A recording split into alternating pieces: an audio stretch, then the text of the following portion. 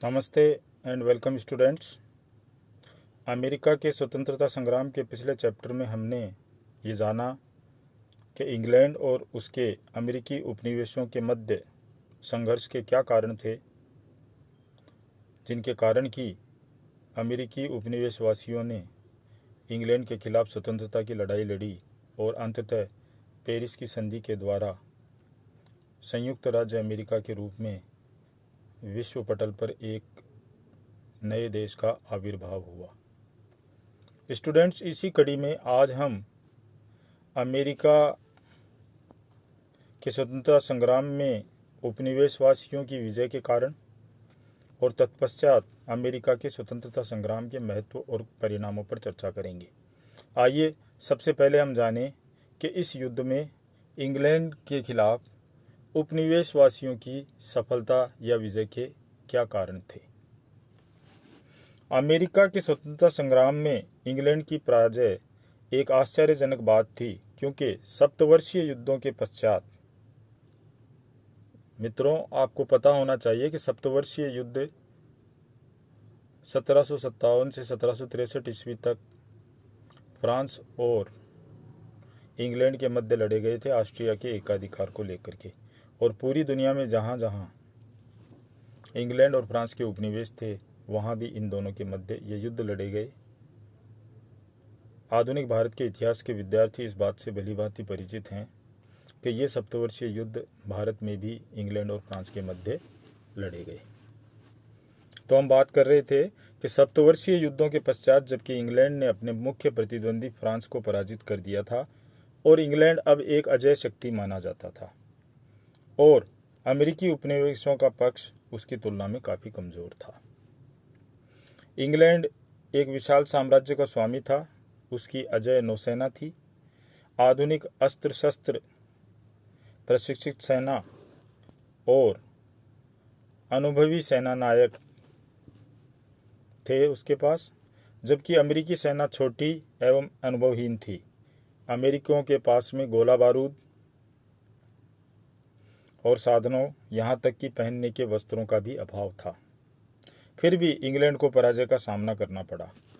कहा जाता है कि उपनिवेशियों की विजय के 3 कारण थे: प्रकृति, फ्रांस और जॉर्ज वाशिंगटन। आइए अमेरिकी उपनिवेशवासियों की इंग्लैंड के खिलाफ विजय के कारणों को हम सिलसिलेवार और विस्तृत रूप से उनका डिस्कशन करें। पहला, युद्ध स्थल इंग्लैंड से 5000 किमी की दूरी पर था।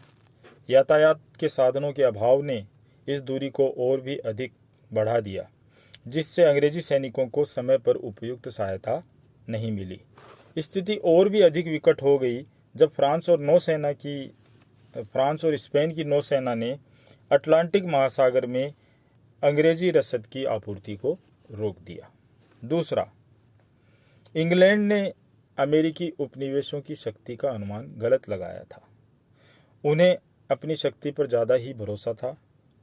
जनरल गेज ने लंदन भेजी एक रिपोर्ट में कहा था कि उपनिवेशों को जीतने में मात्र 4 रेजिमेंट पर्याप्त होंगी।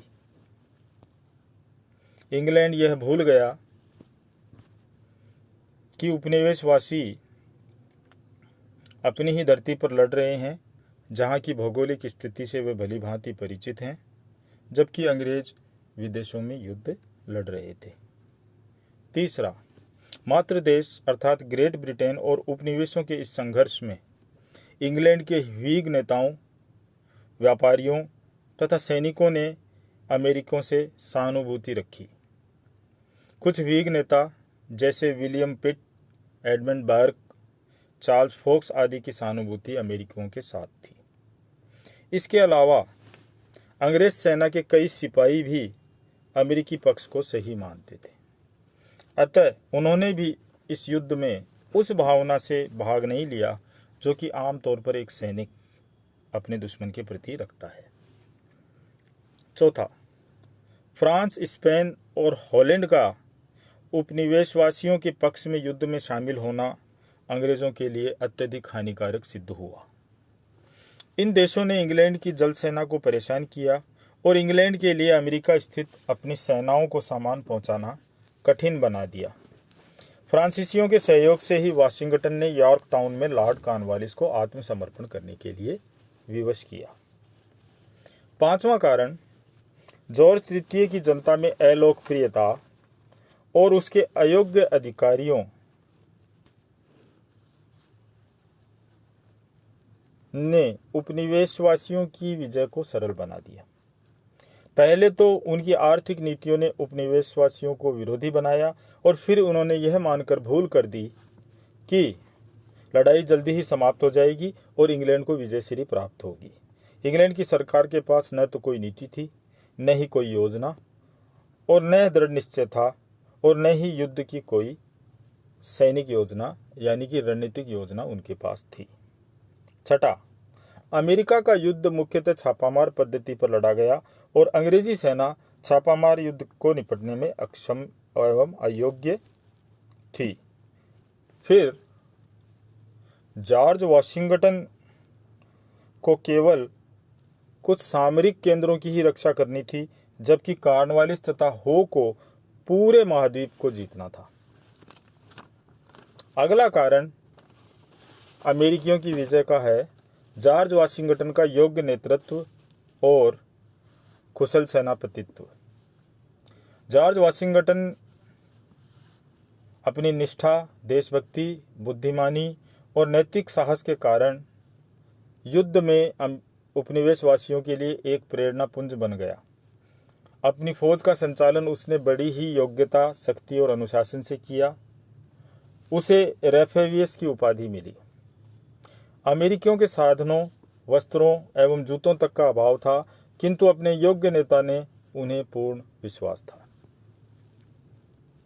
इस प्रकार हम देखते हैं कि इंग्लैंड की सेना पूरी दुनिया में एक अजय सेना के रूप में जानी जाती थी। फिर भी उपनिवेशवासियों ने अपनी गरीबी, कम साधन और विपरीत परिस्थितियों के बावजूद इस अजय सेना को पराजित किया और युद्ध में अपने देश के लिए एक स्वतंत्रता प्राप्त की और अमेरिका को एक स्वतंत्र राष्ट्र के रूप में स्थापित किया। आइए अब हम जानते हैं कि इस अमेरिकी क्रांति या अमेरिकी स्वतंत्रता संग्राम के क्या प्रभाव और क्या परिणाम निकले। अमेरिकी क्रांति विश्व इतिहास की एक अत्यंत उल्लेखनीय घटना थी। क्रांति के फलस्वरूप न केवल एक नए राष्ट्र का उदय हुआ, अपितु विश्व इतिहास के एक नए युग का सूत्रपात हुआ। क्रांति से जन्मे एक नए अमेरिका ने गणतंत्रवाद, जनतंत्रवाद, संघवाद व संविधानवाद, इन चार राजनीतिक आदर्शों को दुनिया के समक्ष रखा।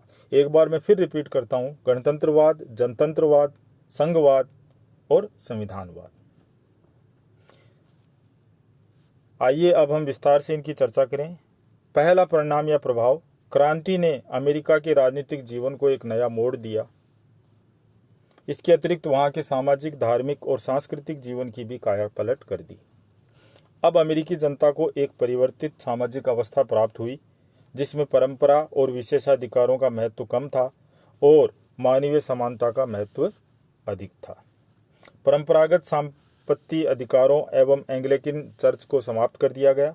आपको पता होना चाहिए, इंग्लैंड की जो राष्ट्रीय चर्च है वह एंग्लिकन चर्च मानी जाती है और प्रत्येक व्यक्ति को धार्मिक स्वतंत्रता प्रदान की गई। दूसरा, आर्थिक क्षेत्र में क्रांति ने पूंजीवादी अर्थव्यवस्था के मार्ग की सभी बाधाओं को समाप्त कर उसके विकास को प्रोत्साहित किया। पुरातन व्यवस्था से संबंधित रीति रिवाजों की समाप्ति से अमेरिकी राज्यों में पूंजीवाद के विकास को बहुत प्रोत्साहन मिला। कृषि व उद्योग धंधों पर भी क्रांति का प्रभाव अत्यधिक पड़ा। क्रांति काल में बड़े बड़े भूपतियों और भूपति उपनिवेशों को छोड़कर कनाडा आदि देशों में चले गए। उनकी बड़ी बड़ी भू संपदाओं को जब्त कर लिया गया और उन्हें छोटे छोटे टुकड़ों में विभक्त कर उनका वितरण निम्न एवं मध्यम वर्गों में किया गया। क्रांति से अमेरिकी उद्योग दो तरह से लाभान्वित हुए। प्रथम, अमेरिकी उद्योग अंग्रेजों द्वारा लगाए गए व्यापारिक प्रतिबंधों से मुक्त हो गए और दूसरा, युद्ध काल में इंग्लैंड से वस्तुओं का आयात बंद हो जाने से उपनिवेशों के उद्योगों को विकास को प्रोत्साहन मिला। चौथा प्रभाव अमेरिकी क्रांति का कि अमेरिकी क्रांति ने दैवीय आधार पर आधारित राजतंत्र तथा कुलीन तंत्र के एकाधिकार पर घातक प्रहार किया। युद्ध के पश्चात इंग्लैंड की संसद में राजा के अधिकारों को कम करने की मांग उठी और मंत्रिमंडल को ज्यादा अधिकार प्राप्त हुए। क्रांति के फलस्वरूप अमेरिका में जनतंत्रात्मक प्रथा का जन्म हुआ। क्रांति के पश्चात ही विश्व के में लिखित संविधानों की परंपरा का प्रचलन हुआ। संघीय शासन व्यवस्था, धर्मनिरपेक्षता, राष्ट्रीयता आदि सिद्धांतों का दुनिया में प्रचलन प्रारंभ हुआ। पांचवां, अमेरिकी क्रांति ने ही फ्रांसीसी क्रांति का मार्ग प्रशस्त किया। अमेरिका से लौटकर आने वाले फ्रांसीसियों, विशेषकर लाफायत ने अमेरिकी क्रांति की भावना फ्रांसीसी जनमानस तक पहुंचाई। हेज के अनुसार स्वतंत्रता की मशाल जो अमेरिका में जली और फलस्वरूप गणतंत्र की स्थापना हुई का फ्रांस में तीव्र प्रभाव पड़ा और फ्रांस को क्रांति के मार्ग पर प्रशस्त करने के लिए प्रेरित किया। अमेरिकी स्वाधीनता संग्राम में योगदान देने के कारण फ्रांस, जो पहले ही आर्थिक संकट में था, आर्थिक दृष्टि से और भी अधिक क्षतिग्रस्त हुआ, जिसके कारण उसकी कठिनाइयां बढ़ी। इन्हीं कठिनाइयों ने फ्रांसीसी क्रांति को अवश्यंभावी बना दिया। क्रांति की सफलता के फलस्वरूप वाणिज्यवादी सिद्धांतों को भी आघात पहुंचा और अब विश्व के विभिन्न देशों द्वारा वाणिज्यवाद की नीति को त्यागना प्रारंभ कर दिया। और अंतिम प्रभाव अमेरिकी क्रांति का कि अमेरिकी क्रांति का सर्वाधिक महत्व क्रांति से पूर्ण स्वतंत्रता की घोषणा अर्थात 4 जुलाई 1776 में निहित है। ईश्वर ने सब मनुष्यों को समान बनाया है। ईश्वर ने उन्हें कुछ ऐसे अधिकार दिए हैं जिन्हें उनसे कोई नहीं छीन सकता। इन अधिकारों में जीवन, स्वतंत्रता और सुख के लिए प्रयत्न शामिल हैं। अर्थात इस घोषणा पत्र के द्वारा उद्घोषित किया गया कि जब कोई सरकार मनुष्य को उसके नैसर्गिक अधिकारों से वंचित करे तो जनता को ऐसी सरकार बदलने का अधिकार प्राप्त हो जाता है। इसी घोषणा की पृष्ठभूमि पर 1789 ईस्वी की फ्रांसीसी क्रांति की आधारशिला रखी गई। निष्कर्षतः कहा जा सकता है कि अमेरिका का स्वतंत्रता संग्राम संसार के इतिहास में एक महत्वपूर्ण घटना थी। धन्यवाद।